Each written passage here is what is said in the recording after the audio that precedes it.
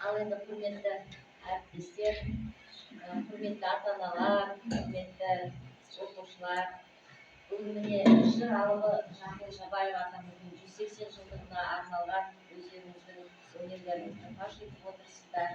Біраз тарихтың бетін ашып, біраз архивтен шығарып өтеріп, осындай зерттеулер жүргізген екенсіздер. Бұдан да өнерлеріңіз өрлей берсін. Мынау кішкентай талантты ұл-қыздарымыз осы Жамбыл атаның жырымен сусындап өсіп келеді. Бұларды мақтан тұтамын. Осыларға, осы шәкірттерге ұстаз болып жүрген тәрбиелеріне керемет алғысымды айтқым келеді, шексіз. Өте керемет. Балаларды өнеріне сусындатып, балаларды осындай қазақтың жаңағы атаулы тұлғаларымен таныстырып, мынау өлең жыр барлығының шығу тарихтарымен таныстырып, осындай өнегелі ұрпақпен өнегелі тәрбие алып, сусындаған баладан үлкен болашақ жыршы, жыраушы, әнші, орындаушы болашақта күтеміз. Өнер мектебінің түлектері ретінде. Енді мен де құралақан емеспін. Осы сіздерге азын-аулақ кішкентай болса да сыйым бар. Бүгінгі ортаға келіңіздер.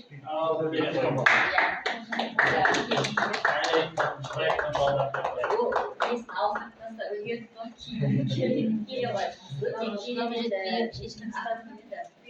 Бекдәулет, өте керемет бүгінгі жырды қалай айтып жатыр.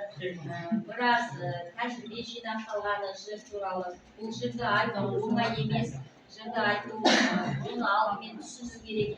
Жаңа өздеріңіздей ұстаздың айтып отырғандай бүкіл бір тарихты, болған оқиғаны жырлап беру жырмен, ол енді кез келген өнердің кез келген ақынның жыршының қолынан келмейді.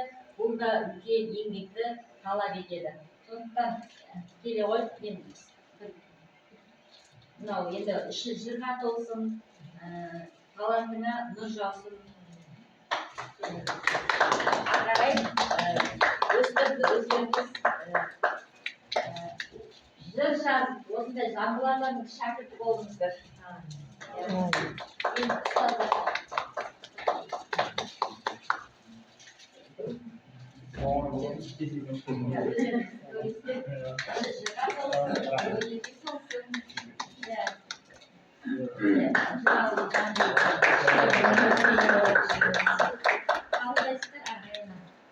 Өте мына Райана қызымыздың талантына нұр жаусын.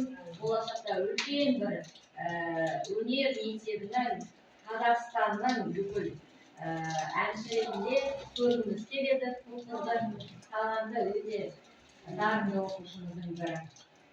Рахмет сіздерге. Бүгінгі кештеріңіз өз дәресінде, өз дәрежесінде өтті, өз деңгейінде өтті.